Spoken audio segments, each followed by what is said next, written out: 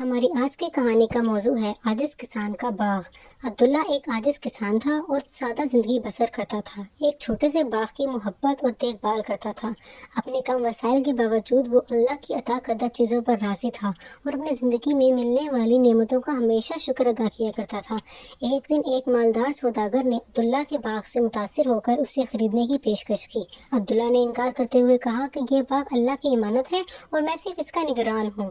سوداگر نے عبداللہ کی قناعت کے بارے میں متجسس ہو کر اس سے اپنا راز بتانے کو کہا۔ عبداللہ نے جواب دیا، میں نے جو کچھ میرے پاس نہیں ہے اس کی تمنا کرنے کی بجائے اس میں خوبصورتی دیکھنا سیکھ لیا ہے۔ ہر پھول، ہر پھل اور ہر پتی مجھے اللہ کے فضل و کرم کی یاد دلاتا ہے۔ سوداگر عبداللہ کی حکمت سے متاثر ہو کر اپنی زندگی کا از سر نو جائزہ لینے لگا۔ اس نے محسوس کیا کہ اس کی دولت اور مال اس کے لیے وہ خوشی نہیں لایا جس کی اس نے تلاش کی تھی۔ اس نے شکر گزاری اور قناعت پیدا کرنا شروع کی اور جلد ہی اپنی زندگی میں سکون اور مسرت پائی۔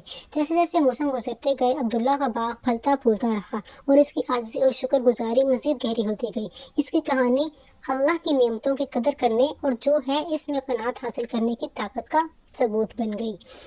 Thanks for watching. Please subscribe my YouTube channel.